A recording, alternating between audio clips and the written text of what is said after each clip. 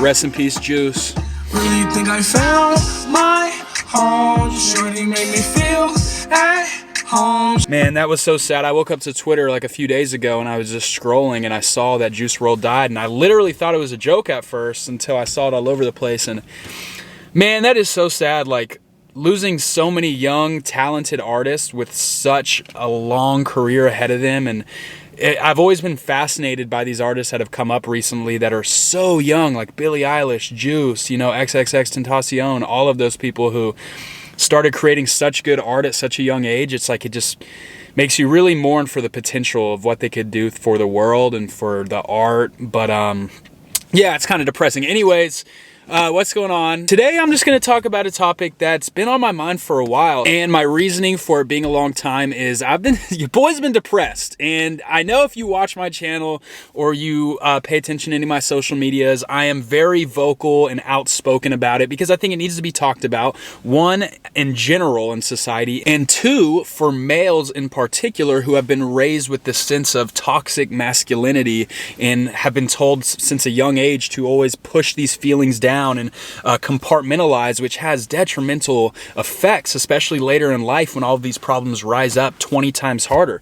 And so it's important to be open about that, especially young, because mental health is so important. As we progress and learn more about it, we're seeing a huge rise in depression, and there's a ton of factors for why we're all depressed, by the way. It's not just strictly biological or genetic, it's environment, it's childhood traumas, it was how we were raised, it was how we perceive the world, it's our sense of community. Do we have friends? Are we broken as people? Are we just machines with chemical imbalances, or are we human beings with unmet needs? Those are definitely some topics I would love to get into in a later video, but today I'm really just going to talk about coping with depression. And that shit is hard.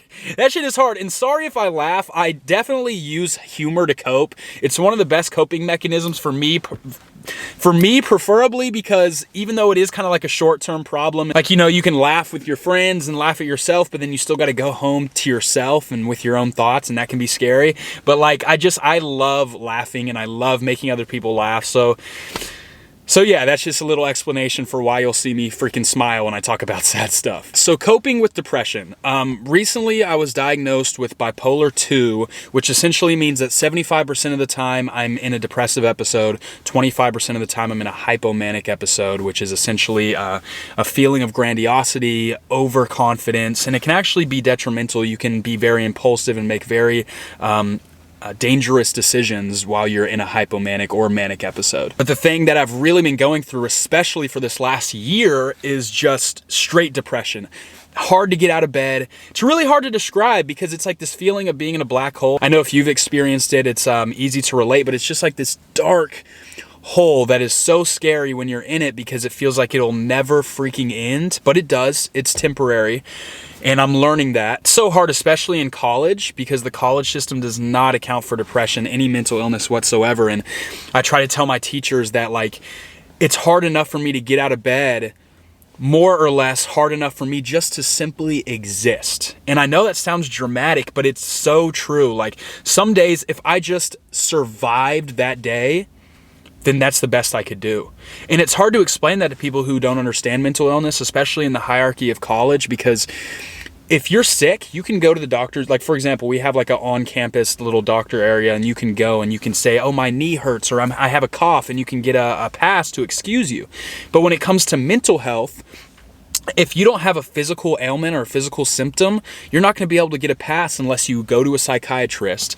And then most psychiatrists, like we only have one here in College Station, who's booked up for months at a time because they're so freaking booked. And it's like, you can't get a pass. It's just really overwhelming. And it's really sad that the college system doesn't freaking give leeway to mental health. It's really discouraging, and that needs to change. Amongst a lot of other things that are wrong with the college system, the normalcy of mental health needs to be put into the system, because it's just, it's too important. It's too freaking important. It's going to be the problem of our generation. Mental health, college debt. And climate change, baby. Fucking climate change. Those are the three problems that are going to be prominent in our generation, and we need to talk about it, and we need to start providing solutions. But yeah, so anyways, like this past year, it's been a pain in the ass dealing with depression. I tried antidepressants, and those antidepressants triggered a hypomanic episode, which led to my bipolar 2 diagnosis. But still, this depression is very, very real. You know, some people refer to bipolar as bipolar depression or manic depression, even though I don't think those are DSM approved terms. But anyways, it describes it pretty well. So for me, my philosophy recently has just been trying my best. And I'm just trying to explain how I've been trying to get through this. This is no way the rule. This is just my perspective. I'm 22. I'm still learning, but I think vocalizing my experience and my process is going to help when I look back in the future, and also help for others who maybe are on the same journey or aren't comfortable yet with discussing mental health. Maybe showing my journey will help give you the confidence or whatever it is. But yeah, so now I am weaning off antidepressants, which has been a bitch and a half. It already exaggerates your feelings of depression even higher. The first night that I halved my dosage of Zoloft, I was a crying fit. I had a panic attack. I had to have my friend Cecilia come over and literally just hold me as I was bawling in bed, having very, very negative thoughts. And they don't tell you. And don't let this discourage you from starting medication, because I mean, it saves lives, literally. But they don't tell you about how bad that withdrawal is. And I'm still getting over it now. I'm almost completely done with my medication, and it's been really rough. You know, I've had so many days I'm just crashing and burning, I feel like, where I can't keep up with my schoolwork. It's so overwhelming to keep up with 5 classes, and I have this pressure on me to want to put myself out on the social media because I feel an obligation to be present on there and to be able to respond to all y'all's messages and try to be that person that you can lean on and feel heard. And I've had so many meaningful interactions, which has really helped, but sometimes it does get overwhelming when I'm feeling low. Actually, I recently screenshotted like 100 of y'all's YouTube comments, and I'm going to print it out down at my apartment, and I'm going to hang them up because it's just so encouraging, and I'll probably make a video out of that. But yeah, I'm rambling. I'm sorry if you're still here. I'm sure 99% of you are like, all right, well, let's get the fuck out of here. This guy's going in circles. But here's my advice, what I've learned through coping with depression, what not to do. For these past 4 to 5 days, I've been self-medicating heavily, smoking weed pretty much all day, every day to numb my thoughts. And today's the first day that I haven't gotten high, like first thing in the morning. And clarity is important. Clarity is important. And also, if you're smoking too much or you're drinking alcohol or you're doing any means of self-medication and you're on psychiatric medication, that's literally going to mitigate all of the effects. So right now I just started taking a mood stabilizer called Lamictal. I'm on 25 milligrams. I'll give a little medication update in another video as well. But I have to wait 6 to 8 weeks before that actually kicks in and the effects start showing themselves. So really I'm just kind of fucking winging it right now. And that's why I've been kind of falling heavily on self-medication. But I just want to say that because I want you to be aware, if you're going through any mental health, any mental illness, it's important to be aware that you're not self-medicating too much, because it can be an endless loop and it can be a pretty dangerous cycle. But going back to trying my best, literally there's some days where I just lay in bed and that's it. Like, if I can get through the day through like a healthy distraction, like lately I've been watching a little bit of Parks and Rec. I freaking love that. I freaking love that show. Literally, it's gotten me through. That and music are so important. Also, just acknowledging that like things are temporary. Like recently on my Instagram page, I posted a healthy reminder. If you follow me, basically it says this pain is only temporary. Just a little healthy reminder for people who are struggling as well. And that's really all you can do. Like, I don't even know. Like, I was going to make this video, like, coping with depression, my tips. And it was really just me ranting for like 10 minutes. Though it was pretty cathartic. So, getting my thoughts out is nice, because usually I'm just coped up in my room. Like, or at least recently I have been. And it's good just to put the fucking phone down and not be so obsessed with scrolling and getting that dopamine rush. Just to talk. Really, it sounds basic, but just love yourself and give yourself that time. I know we're always pushed to be productive and do something. And I love Casey Neistat, and I watch his videos, and he has his big saying, he tattooed it on his arm that says do more.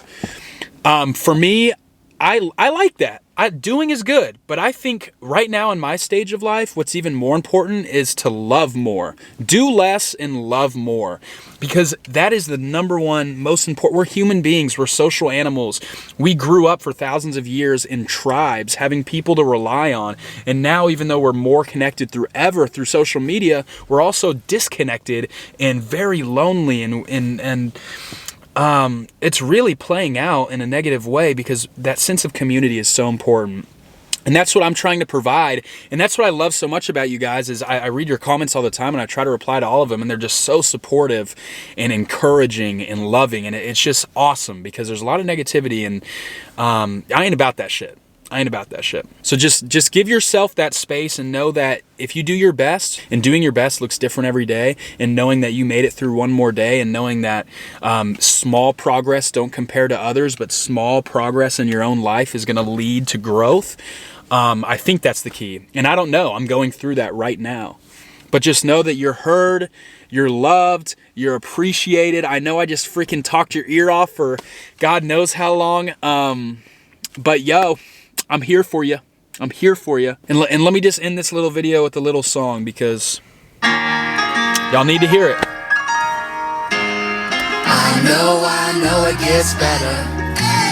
You ain't gotta be stressed out, and gonna turn the music loud, and you ain't gotta have no doubt.